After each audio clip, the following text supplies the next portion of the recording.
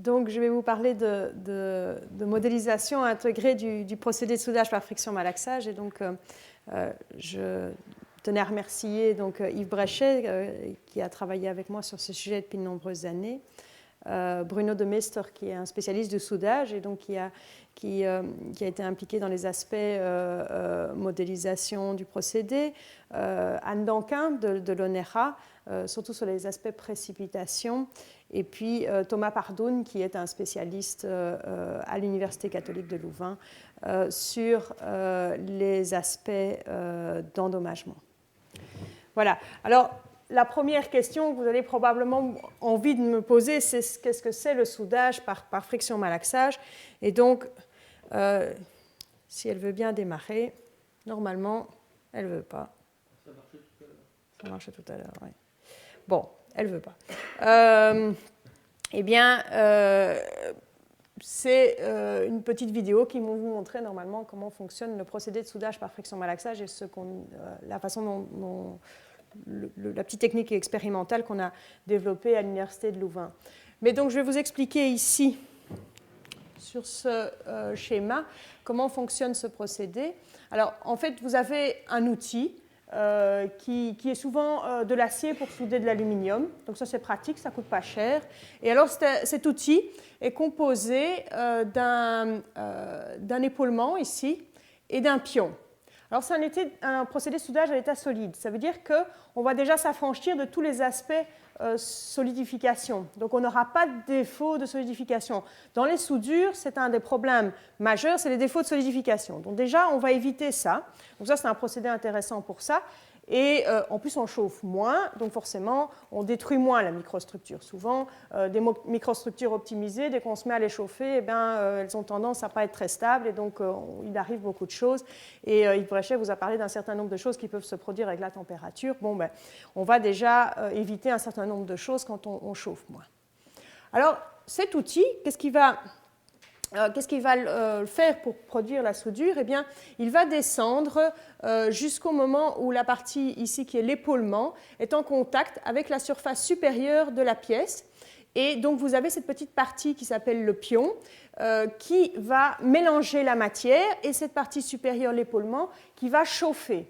Et donc, par frottement essentiellement et par déformation plastique. Et donc, par frottement, par déformation plastique, vous avez un mélange de matière. Donc, en gros, ce qu'on fait, c'est qu'on prend le métal et on le mélange. Et ça soude.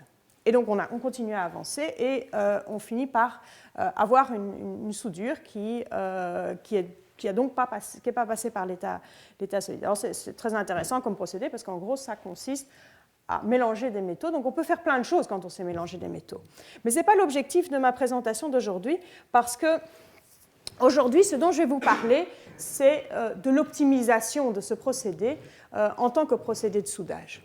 Et donc, je vais vous parler de deux parties principales ici. D'abord, je vais vous décrire les différents modèles. Et donc, je vais assez succinctement ici vous parler des différentes briques qui vont nous permettre d'optimiser ce procédé. Et donc, je vous parlerai de la brique de la modélisation du procédé en lui-même, donc de la thermique du procédé, l'évolution des microstructures, les aspects durcissement qui sont associés à la précipitation, les aspects écrouissage, et puis enfin, le comportement global du joint est essentiellement dans une traction travers. Donc, on tire sur la soudure dans un essai de traction classique. Et puis les aspects endommagement, quelle est la résistance à la rupture de ces joints. Et puis, dans un deuxième temps, eh bien, on peut utiliser toutes ces briques qu'on a validées pour optimiser le procédé. Alors, si vous avez envie d'avoir plus de détails sur les différentes parties, les différentes briques, eh bien, je vous invite à aller voir cet article relativement récent qui vous décrit l'ensemble des procédés avec beaucoup plus de détails. Alors, la première partie, donc, parlons de la description du procédé et d'application aux soudures. Alors, je vais parler de deux alliages d'aluminium, le 6005A T6 et le 6056 T78. Donc, ces deux matériaux, le premier qui avait été étudié à l'Université de Louvain et le deuxième à l'ONERA. Alors, comment vont s'agencer les différentes briques de cet ensemble de modélisation intégrée? Donc Yves Bréchet vous a bien expliqué l'intérêt d'avoir différentes briques. Eh bien, ici, on a tenté de faire le lien entre les paramètres du procédé. Et les paramètres du procédé, je vous ai parlé donc, de l'avance. Et puis, il y a la vitesse de rotation. Et puis, il y a éventuellement des paramètres de pression qu'on aura moins traités ici. Et puis, j'ai envie de faire le lien entre ça et finalement les propriétés d'usage des joints. Comment est-ce qu'ils vont se comporter lorsque je vais tirer dessus? Et donc, comment est-ce qu'ils vont se comporter dans une pièce, dans une structure?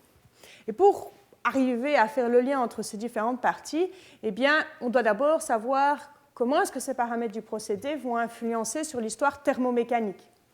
Ensuite, on doit savoir comment cette histoire thermomécanique va influencer sur les microstructures. Et en particulier, ici, on est dans des alliages d'aluminium. Donc, c'est la précipitation, la présence de soluté qui va avoir un impact sur les limites d'élasticité et l'écrouissage local. Donc, localement, à chaque endroit de la soudure, eh bien, il va y avoir une histoire thermique différente, une évolution de précipitation différente, et donc un impact sur la limite d'élasticité et l'écrouissage. Et puis, finalement, comme ça se produit à différents endroits dans ma soudure, eh bien, globalement, comment va se comporter mon joint. Donc, finalement, on va traiter ces différentes étapes et les différents modèles vont être validés sur des échantillons qu'on aura traités thermiquement, puis sur des soudures qui ont été réalisées sur le dispositif expérimental de l'Université catholique de Louvain et de l'ONERA.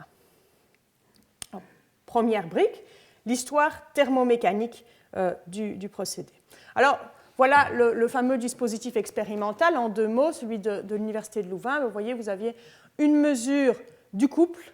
L'outil, il est là, on ne voit pas fort ici. Une mesure de température dans l'outil. Vous avez des mesures de température le long du joint, donc on avait vraiment un monitoring complet de ce qui se passe au niveau du joint, au niveau des températures, au niveau des efforts.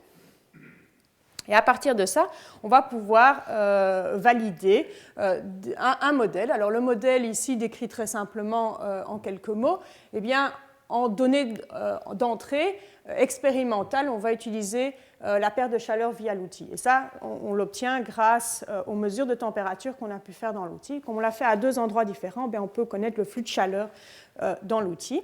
Et puis, il y avait la puissance totale. Et bien ça, on a une mesure du couple, donc on peut estimer la puissance totale qui est mise dans le joint. Alors, il y a des modèles qui permettent de manière intéressante de prédire ce couple en tenant compte des propriétés de la matière. Finalement, le couple en soudage, il est lié au fait que vous devez mélanger de la matière, donc vous devez mettre de l'effort pour mélanger cette matière, et grâce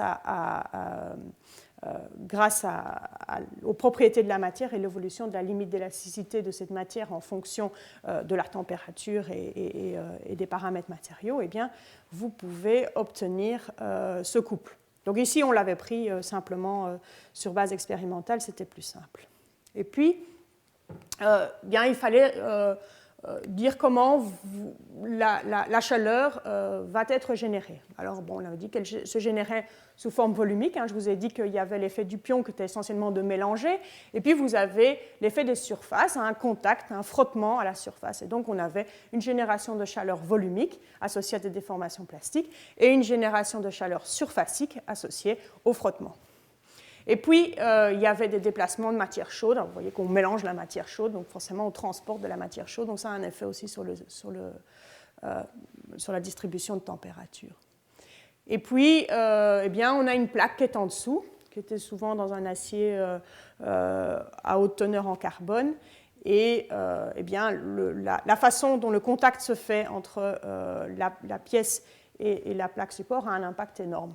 Si vous mettez, et ça on le verra après, un autre matériau, eh bien, il va plus facilement pomper de la chaleur, donc ça a un impact. Donc finalement, sur base de ça, eh bien, on a pu développer un modèle et le comparer avec des expériences, et vous voyez que ça marche relativement bien. On avait même été jusqu'à mettre des thermocouples vraiment très très près, et donc vous voyez qu'on arrivait finalement avec notre modèle relativement simple à prédire pas trop mal les cycles thermiques dans ces soudures. Alors, maintenant, on a un modèle qui nous permet d'avoir les cycles thermiques en fonction des paramètres de la soudure. Et on souhaite faire le lien avec l'histoire, le lien entre l'histoire thermomécanique, ici essentiellement l'histoire thermique, et les microstructures locales, et donc l'évolution de la précipitation. Et donc ça se fait par de la thermodynamique et de la cinétique finalement. Et donc, la première chose qu'il faut se poser comme question, c'est qu'est-ce qui va se passer dans ces soudures au niveau de l'évolution de la précipitation. Et donc, dans un alliage d'aluminium de la série 6000, on a comme élément d'alliage essentiel du magnésium et du silicium. Alors, le composé stable qui est formé, donc si on regarde le diagramme de phase, eh bien, c'est du Mg2Si.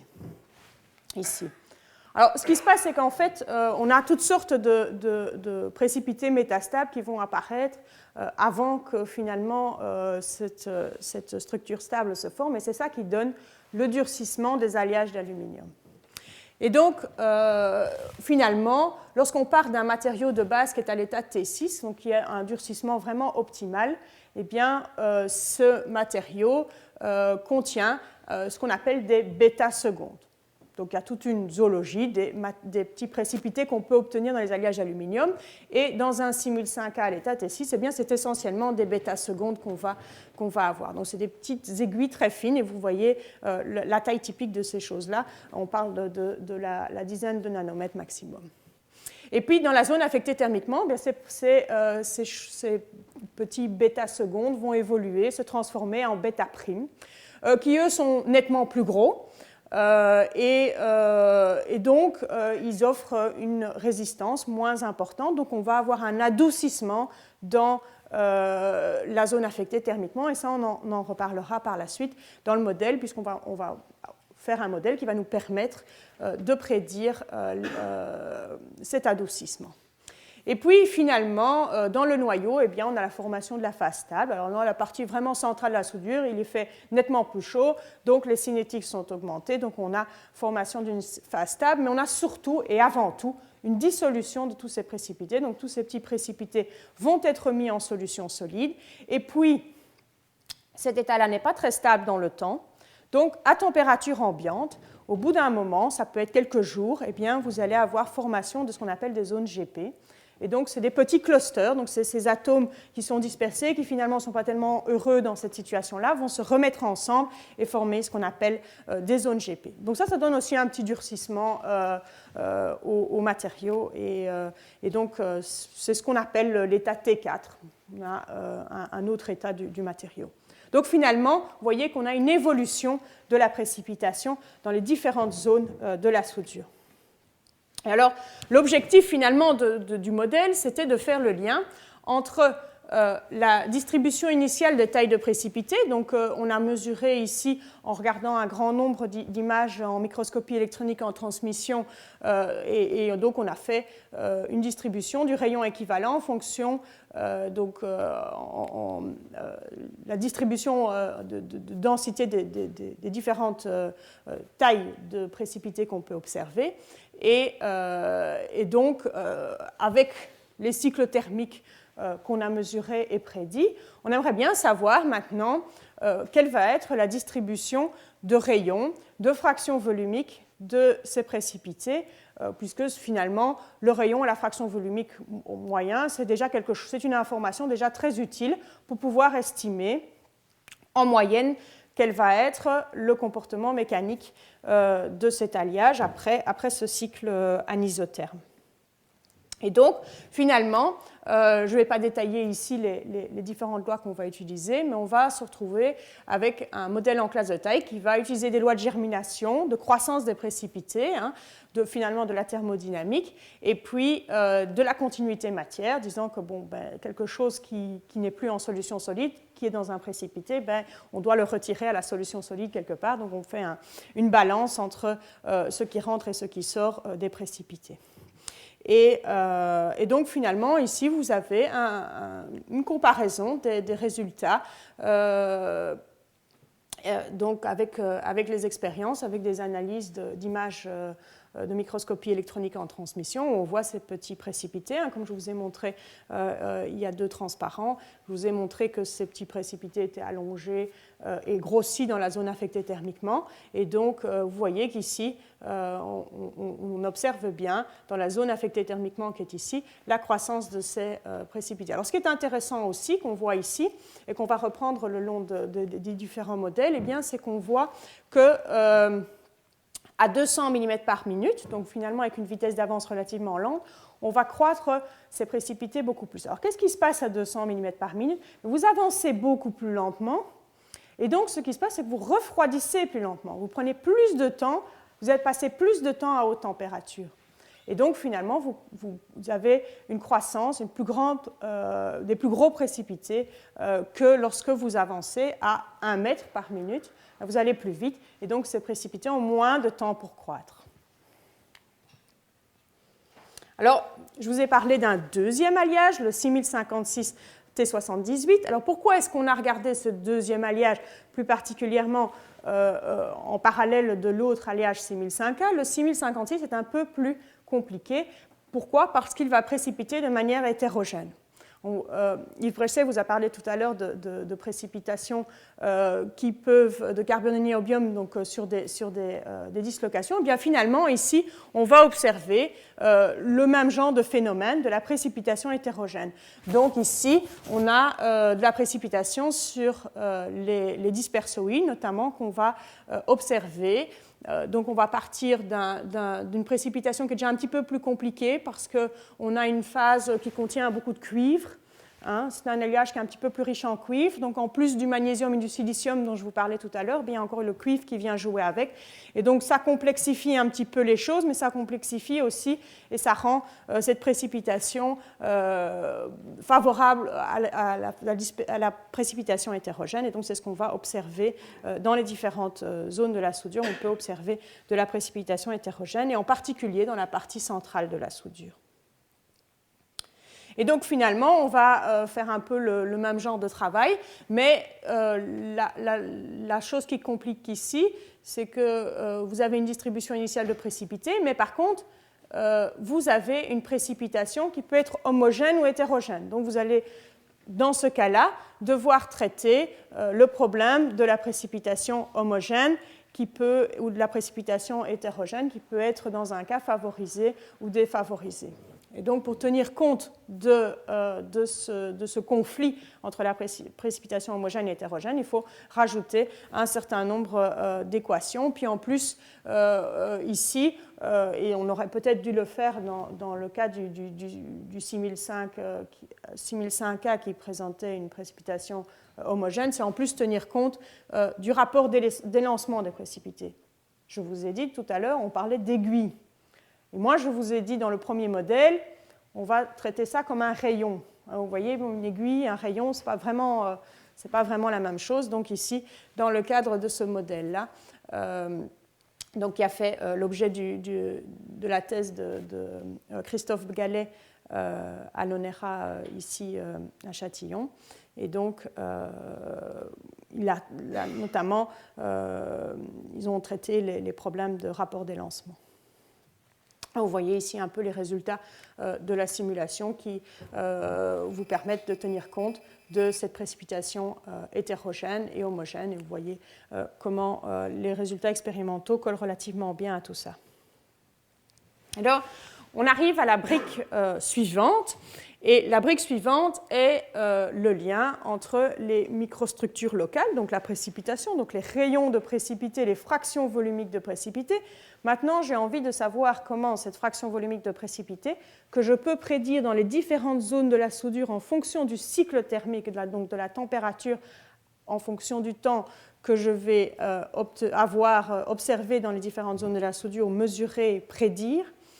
Comment est-ce que ça va impacter sur la limite d'élasticité et l'écrouissage localement? Alors, le durcissement des alliages à précipitation, eh bien, finalement, ça il y a deux parties principales, deux mécanismes principaux qui vont être séparés par un rayon critique, à partir duquel on va changer de mécanisme. Donc le premier mécanisme, c'est le précipité qui est cisaillé.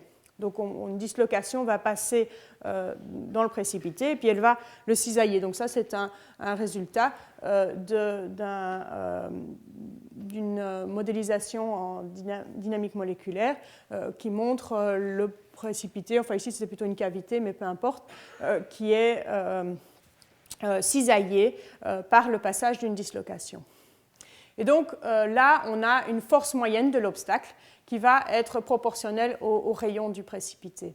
Et puis, lorsque le précipité est contourné, voilà, donc le précipité a atteint une certaine taille, au-delà du rayon critique, eh bien, ce sera plus facile pour la dislocation de le contourner.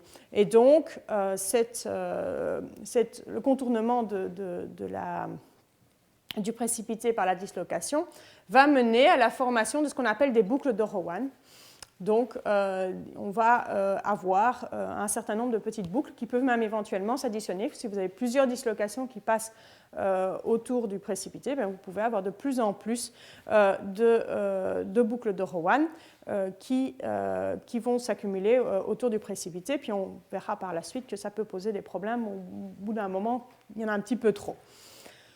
Alors, donc ici, vous voyez comment cette fraction volumique de précipité, ce rayon du précipité, ici vous avez l'évolution de la force. Donc vous voyez qu'on peut prédire la limite d'élasticité du précipité en fonction de la fraction volumique de précipité et du rayon du précipité en fonction de s'il est cisaillé ou contourné. Alors voici quelques traitements thermiques isothermes. Donc on a mis nos alliages d'aluminium 6005 et 6056 dans des fours à 180, 300, 350 degrés. On a vu comment ils évoluent et donc voilà comment leur limite d'élasticité évolue. Et donc on a ensuite tenté, donc ici c'est en fonction du rayon du précipité. Donc vous voyez ici donc, l'état qu'on appelle T4, je vous ai dit, avec des petites zones GP, puis vous avez l'état T6 avec une grande densité de bêta secondes, et puis au bout d'un moment, bien, vous avez la phase stable Mg2 SI. Et entre les deux, bien, vous avez ces fameux bêta primes qui sont vraiment des plus gros précipités. Et donc le modèle arrive bien à prédire l'évolution de cette limite d'élasticité en fonction du rayon du précipité. Ça dépend évidemment de la fraction volumique également, mais ici on a fait l'hypothèse que la fraction volumique restait constante. Alors, donc, je vous ai parlé de cette contribution de la précipitation. Vous avez aussi une contribution de la solution solide dont je ne vous ai pas parlé ici, mais qui s'ajoute également au durcissement. Alors maintenant, on a appliqué ce modèle-là à nos soudures et je vous ai parlé de soudure à 200 mm par minute, donc une vitesse très lente, et puis je vous ai parlé de soudure à 1 mètre par minute, 1000 mm par minute, qui était nettement plus rapide. Et on a réalisé ces deux soudures en pratique. Je vous ai montré des cycles thermiques pour un certain nombre de soudures, et donc on a mesuré les cycles thermiques. Et puis, on a également extrait des petites éprouvettes de traction. Donc, vous voyez, la direction de soudage, elle est comme ça. Vous avez la partie centrale de la soudure qui est là, les noyaux. Donc, on a extrait une petite micro-éprouvette de traction là. Et puis, dans les différentes zones de la soudure. Donc, ces éprouvettes, bon, à la précision de l'usinage et à la précision et à la précision de l'homogénéité, elles ne sont pas très épaisses, mais enfin quand même un petit peu, ces éprouvettes sont a priori homogènes. Donc, elles contiennent un matériau unique qui a les propriétés de la zone qu'on souhaite analyser. Et donc, vous voyez ici l'évolution de la limite d'élasticité pour ces mesures. Et les mesures ici sont les petits points ici. Ça, c'est les différents résultats des mesures de microtraction. Et donc, vous voyez que dans la zone affectée thermiquement. Je vous avais dit tout à l'heure, dans la zone affectée thermiquement, on a des formations de ces bêta primes, donc des gros précipités, et ces gros précipités vont donc avoir pour effet d'adoucir le matériau. Et puis, il y a également l'effet de la dissolution. On augmente la température, on va dissoudre certains précipités, on va en faire grossir d'autres. Donc, tout ça a un effet néfaste sur les propriétés mécaniques. Hop, grosse chute de limite d'élasticité dans la zone affectée thermiquement. Et puis ici dans le noyau, on a un petit peu de formation de zone GP dont je vous ai parlé, et donc il y a un petit durcissement associé à la formation de ces zones GP. Alors ce qu'on voit, c'est qu'à 1 mètre minute, eh bien, on a une zone affectée thermiquement qui est relativement étroite. À 200 mm par minute, on a une zone affectée thermiquement qui est beaucoup plus large. Donc ça va avoir un impact sur les propriétés mécaniques, on va y revenir. Et on voit aussi que la partie douce de la zone affectée thermiquement est aussi plus large. Donc vous avez ici quelque chose qui est assez étroit, une zone qui est assez étroite au niveau des propriétés mécaniques. Alors il y avait un problème quand on a commencé à travailler sur ce sujet-là. C'était la modélisation de l'écrouissage en fonction de l'état de précipitation. Donc on est revenu un petit peu en arrière en se disant, bon, apparemment, c'est un problème compliqué, l'influence de l'écrouissage sur l'état de précipitation. Et donc, on s'est attelé à essayer de développer un modèle qui pourrait tenir compte de l'état de précipitation et l'influence sur l'écrouissage. Et donc, en fait, sur l'influence sur le stockage et la restauration dynamique des dislocations. Donc, si on prend ici, on est de nouveau dans des traitements thermiques. Si on prend la pente plastique en fonction de la contrainte, eh bien, finalement, dans un matériau pur, on s'attend à ce que ce soit linéaire, mais dans un matériau, dans un alliage ici, eh bien, on constate que finalement, c'est pas très loin d'être linéaire. Donc, on va faire l'hypothèse que c'est linéaire, ce qui est une assez grossière simplification, mais enfin, ça marchait pas trop mal dans la plupart des conditions.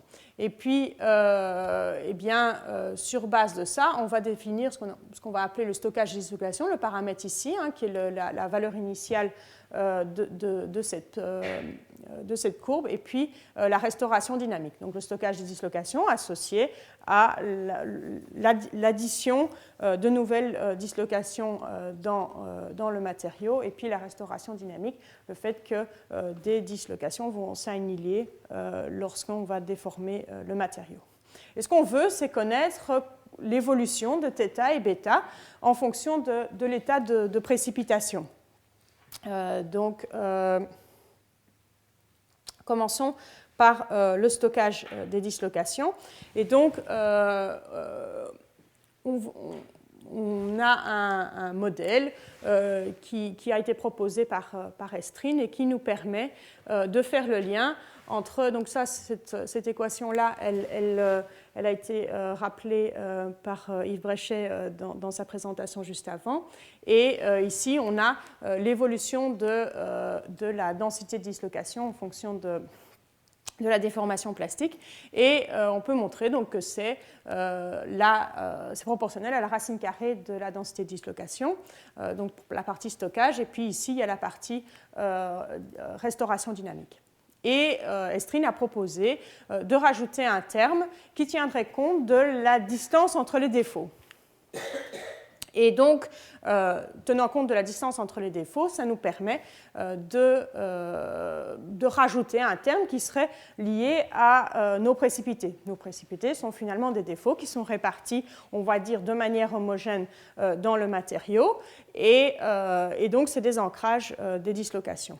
Alors, le problème, c'est que si vous appliquez cette équation-là en fonction du rayon du précipité, eh bien, vous voyez qu'au rayon de transition, où on commence à avoir des boucles de Rowan qui apparaissent, avant ça, vous n'avez pas de stockage de dislocation supplémentaire, eh bien, on a une marche assez brutale.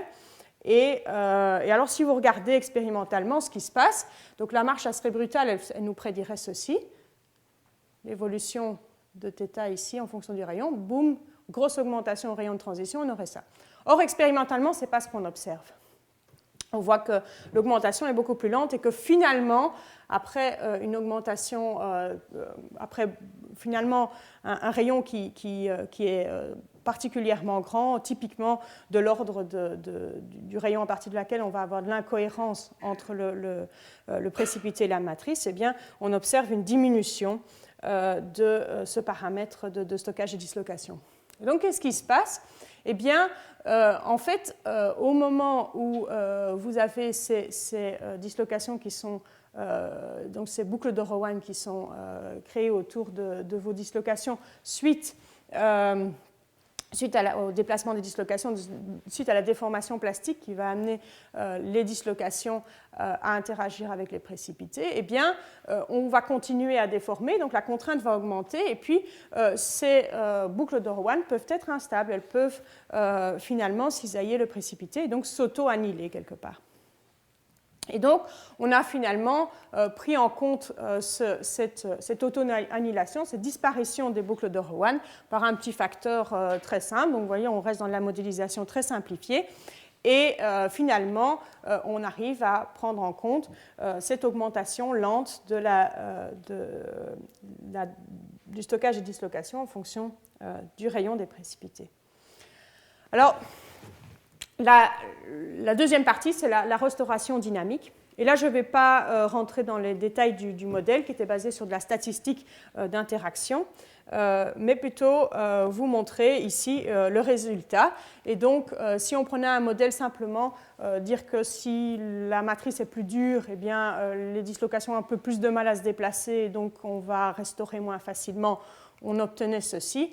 Et si on tenait compte du fait que la présence des précipités favorise le glissement dévié, donc vous pouvez changer de plan plus facilement parce que vous avez d'autres dislocations, d'autres bouts de Rowan qui vont vous gêner. Finalement, sur base de ça, eh bien, vous avez une restauration dynamique qui est favorisée. Si vous êtes capable, si votre dislocation est capable de bouger un petit peu plus, eh bien, elle va statistiquement avoir plus de chances de rencontrer des copines avec lesquelles elles pourront s'annihiler. Alors maintenant, à quoi ça ressemble dans les soudures? Eh bien, on a appliqué ce modèle à des soudures et voilà à quoi ça ressemble. Vous avez donc ici la zone affectée thermiquement. Vous voyez que dans la zone affectée thermiquement, je vous ai dit, on a des bêta primes qui sont vraiment des plus gros précipités. On a des gros précipités dans la zone affectée thermiquement. Donc, on va avoir beaucoup de boucles de Rowan qui vont être stockées. Et donc, c'est pour ça que dans la zone affectée thermiquement, on observe une augmentation significative de ce paramètre θ, donc de ce stockage de dislocation. Alors, vous voyez qu'en fonction de la vitesse d'avance, donc en bleu, vous avez 1 mètre par minute, et en rouge, vous avez 200 mm par minute, donc la vitesse lente, eh bien, on voit qu'à 200 mm par minute, on a des plus gros précipités. Je vous ai montré quelques résultats de microscopie électronique en transmission où je vous montrais que les précipités étaient nettement plus gros. Et donc, puisque ces précipités sont plus gros, eh bien, ils vont favoriser le stockage des dislocations. Et donc, vous allez avoir un paramètre de stockage de dislocation qui est plus élevé. Et puis, dans la partie centrale de la soudure, et ça, je ne vous en ai pas parlé beaucoup, vous avez de la solution solide, donc vous avez beaucoup d'éléments qui forment éventuellement des clusters, donc des zones GP, et puis ces fameuses zones GP, eh bien, elles ont éventuellement envie de se rassembler pour former des précipités un peu plus gros, et donc le mouvement de dislocation va favoriser de rassembler un peu les choses et de permettre à la précipitation de se faire. C'est ce qu'on appelle de la précipitation dynamique. Et donc, Alexis Deschamps, qui est assis ici, a étudié finalement ces phénomènes dans les alliages d'aluminium et montré qu'on pouvait effectivement avoir donc un durcissement qui est associé à la déformation plastique, qui est associé vraiment à la précipitation en cours de déformation plastique. Alors, bien, je vous parlais du paramètre bêta, et du glissement dévié, qui est favorisé en présence de gros précipités, vous voyez ici que ce fameux paramètre bêta qui décrit donc la capacité de restauration des dislocations. Et vous voyez que lorsqu'on est à 200 mm par minute, c'est-à-dire qu'on a une vitesse d'avance lente, donc on a le temps de croître bien ces précipités, eh bien, vous avez une capacité de restauration dynamique qui est plus élevée qu'à 1 mètre par minute, où on va nettement plus vite. Et donc, on a des précipités plus petits et donc moins le temps de les faire croître. Alors maintenant, on en arrive à connaître la limite d'élasticité dans les différentes zones de la soudure. On connaît leur capacité d'écrouissage à travers le paramètre θ et β dont je vous ai parlé, donc les paramètres de stockage, de dislocation et de restauration. Et maintenant, on aimerait bien savoir comment les différentes propriétés locales vont avoir un impact sur les propriétés globales du joint. Alors, il y a un paramètre que les gens qui travaillent dans la soudure aiment bien de connaître, c'est ce qu'on appelle l'efficacité du joint. C'est le rapport entre la limite, la résistance à la traction d'une soudure et la résistance à la traction du matériau de base, donc avant soudage. Donc ça, c'est vraiment un paramètre que les gens de la soudure aiment bien de connaître, parce que ça leur permet de faire la conception du joint et surtout la conception de la structure en connaissant ce qu'on appelle l'abattement de propriétés associées à la soudure. Et puis, nous, on a voulu aller un petit peu plus loin que ça. On voulait connaître aussi la distribution des déformations plastiques et puis finalement la ductilité et même la résistance à la rupture des joints soudés. Alors, d'abord, la première chose, c'était de faire un modèle élément fini, donc de la traction transverse. Donc finalement, ce qu'on fait, c'est qu'on tire par ici et par ici sur notre maillage. Et donc, on étend notre maillage qui est composé de différents éléments qui vont à chaque fois avoir les propriétés qui ont été prédites par les différents éléments de notre modélisation. Donc finalement, dans chaque petit élément fini, vous avez une distribution, enfin un cycle thermique qui va être prédit.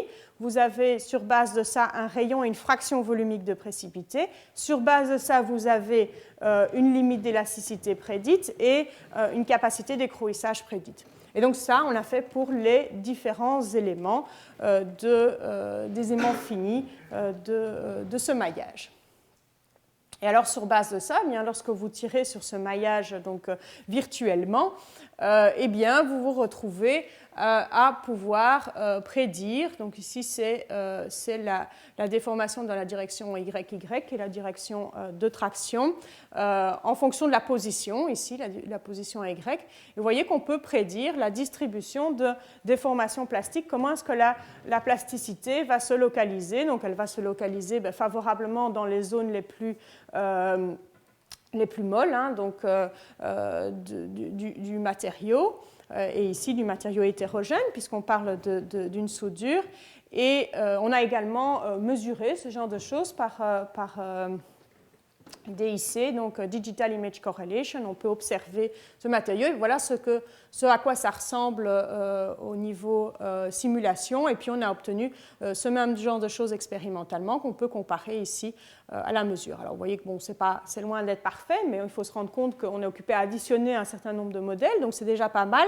Et surtout, vous voyez qu'ici, au niveau de la zone affectée thermiquement, on n'a pas trop mal prédit le comportement. Et puis on peut aussi avoir la courbe de traction prédite. Alors vous voyez que pour le 6056, on n'en a pas beaucoup parlé ici, mais je vous ai quand même dit que le modèle de précipitation était différent. Vous voyez que c'est un petit peu plus compliqué, donc on a un petit peu moins bonne prédiction. N'empêche qu'on arrive quand même à déjà prédire au moins bien la limite d'élasticité de la soudure, à partir de quel moment la soudure va entrer en plasticité. C'est déjà très intéressant comme résultat. Donc ici, vous voyez que sur le 6005, on arrive à merveilleusement bien prédire on va dire presque de manière magique, quand on pense à toutes les différentes parties qui ont été assemblées, eh bien, le comportement en traction de cette soudure. Et donc, ce fameux paramètre dont je vous parlais tout à l'heure, la limite d'élasticité, la résistance à la traction de la soudure divisée par la résistance à la traction du matériau de base, eh bien, vous l'avez ici. On a été capable de le prédire sur base des paramètres du procédé. Alors, on ne s'est pas arrêté là, on a voulu aller un peu plus loin, et une étape plus loin, c'était la modélisation de l'endommagement.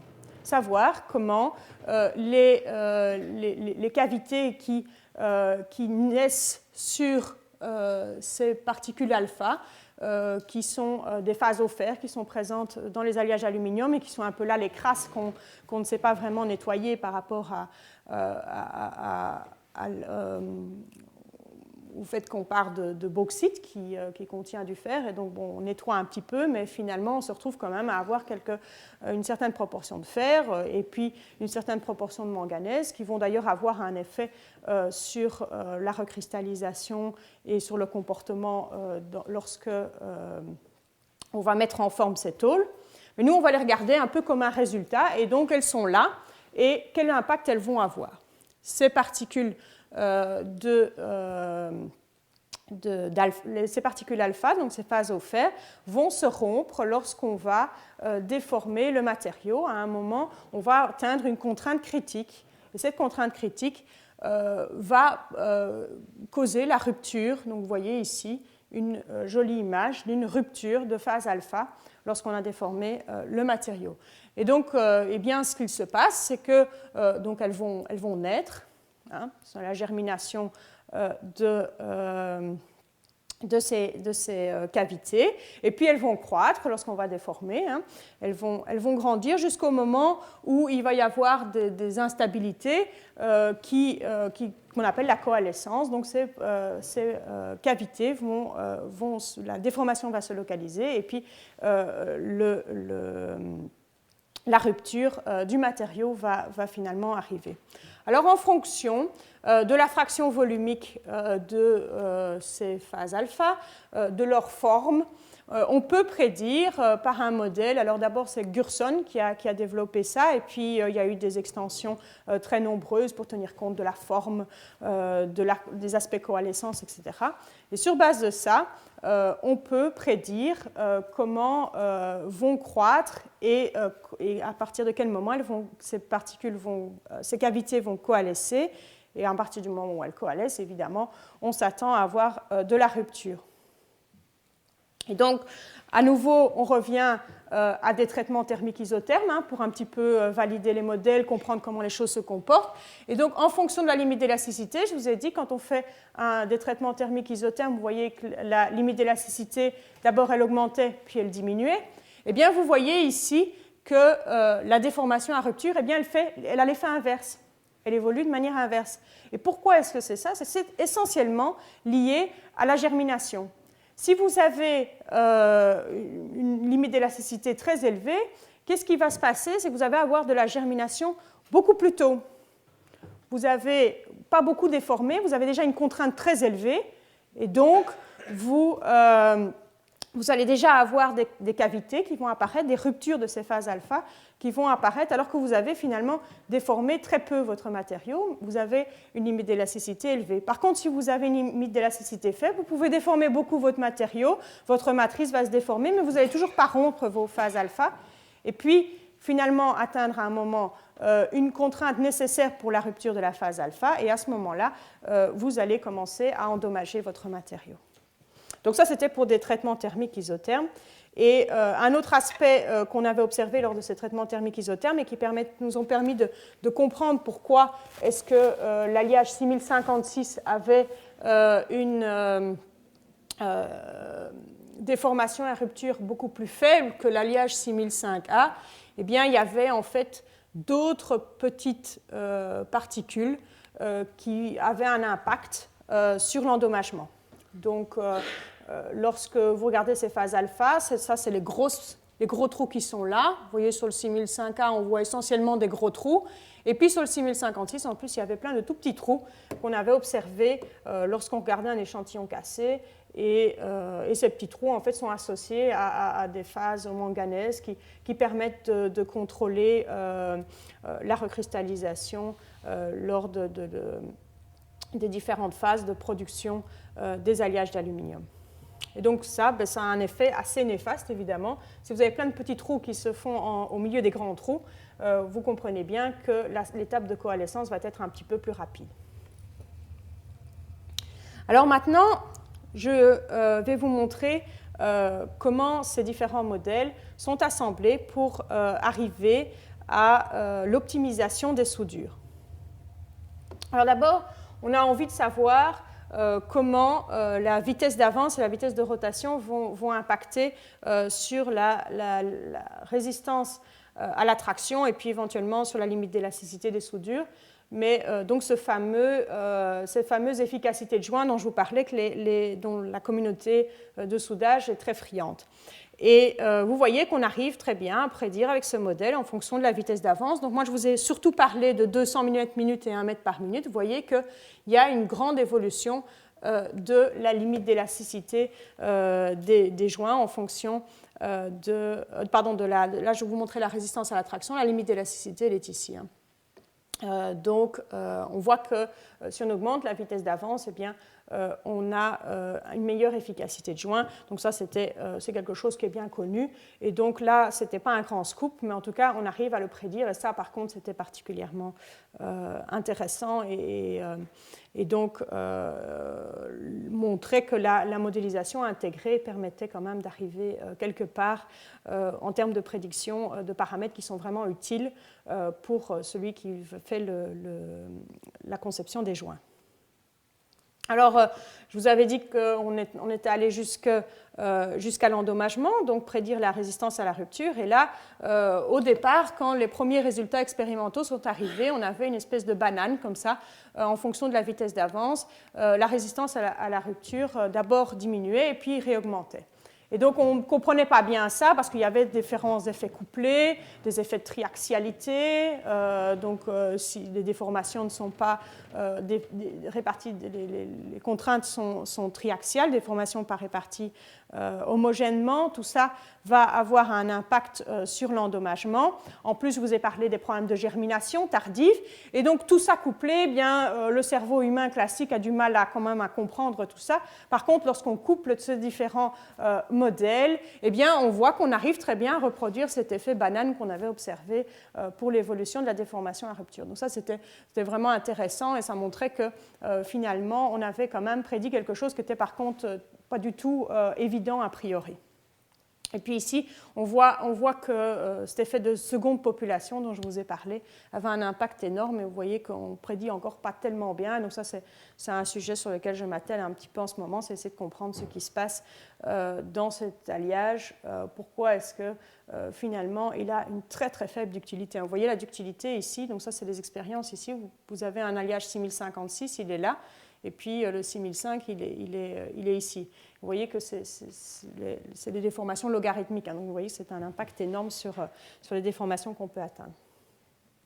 Alors, il y avait la température initiale et de refroidissement. Pourquoi pas essayer d'augmenter la température initiale du joint, donc dire qu'on préchauffe le joint, ou éventuellement changer la vitesse de refroidissement. Et vous voyez l'impact qui est prédit par le modèle. Alors là, maintenant, on est vraiment dans le cadre de la prédiction du modèle. Donc là, on le lance vraiment dans ses retranchements et on voit que eh bien, le modèle prédit qu'on va augmenter un petit peu la ductilité du joint pour un joint 6005A, lorsqu'on augmente la température initiale de la soudure. Et puis, vous voyez ici la vitesse de refroidissement. Eh bien, finalement, si on refroidit plus rapidement, c'est intéressant pour un alliage 6056 qui a une précipitation, je vous ai dit, hétérogène. Donc, il est très sensible à la vitesse de refroidissement. Si vous refroidissez beaucoup plus rapidement, vous allez défavoriser la précipitation. Donc, vous allez précipiter vous allez avoir une précipitation plus efficace. Et donc, au final, vous allez avoir une dissolution plus efficace et puis, moins de dissolution. Vous avez moins de dissolution lorsque vous refroidissez plus rapidement. Et donc, voilà. Et donc, l'effet, finalement, c'est d'augmenter la résistance de votre soudure. Alors, vous avez d'autres possibilités originales. Je vous ai dit qu'actuellement, dans les dispositifs expérimentaux, généralement, on met de l'acier comme plaque support. Mais pourquoi ne pas mettre du cuivre comme plaque support? Ça permettrait de pomper de la chaleur, de refroidir plus rapidement. Alors, voilà ce qui est prédit par le modèle en termes de cycle thermique. Et donc, vous voyez qu'au lieu de monter à 350 degrés, vous montez à 250 degrés. Là, on était à 10 mm du centre de la soudure. Et donc, le modèle nous prédit l'évolution de la précipitation et de la limite d'élasticité. Et vous voyez qu'en fait, on prédit une dissolution de précipité beaucoup moins marquée dans la zone affectée thermiquement. Et ça, évidemment, c'est intéressant pour la résistance du joint. Donc, si vous dissolvez moins de précipité dans vos zones affectées thermiquement, eh bien vous gardez beaucoup plus de la résistance du matériau de base. Le matériau de base qui était composé donc, de ces petits précipités bêta secondes qui offraient une bonne résistance. Eh bien, si vous évitez d'en dissoudre trop et que vous évitez de les croître trop, eh bien, vous allez avoir une meilleure résistance. Bon, alors là je mets une question ouverte. Bon, est-ce que ce genre de soudure est effectivement réalisable et sans défaut? Et puis, il y avait autre chose qui pouvait être intéressant. On peut aussi jouer sur la composition de l'alliage. Finalement, on aurait envie d'augmenter la composition en magnésium. Si vous avez plus de magnésium dans votre alliage, eh bien, vous allez avoir un alliage plus résistant. Quel est l'impact sur la soudure? Eh bien, on se rend compte que finalement, ce n'est pas forcément intéressant pour une soudure. Finalement, on ferait peut-être mieux de faire un compromis entre la résistance du matériau de base et la résistance de la soudure. Si on a une soudure qui est beaucoup plus faible quand on augmente la résistance du matériau de base, ce n'est pas forcément intéressant pour l'ensemble de la structure. Et donc voilà, on avait réussi à montrer ça en utilisant ce modèle. Et donc vous voyez que ça a vraiment une implication, un intérêt au niveau de la conception de matériaux pour les soudures. Et puis un dernier point, c'était les traitements thermiques post-soudage. Alors ça, c'est quelque chose dont l'industrie qui applique le soudage en pratique, notamment dans le domaine aéronautique, eh bien, il se pose un peu la question, est-ce qu'il faut faire des traitements thermiques post-soudage?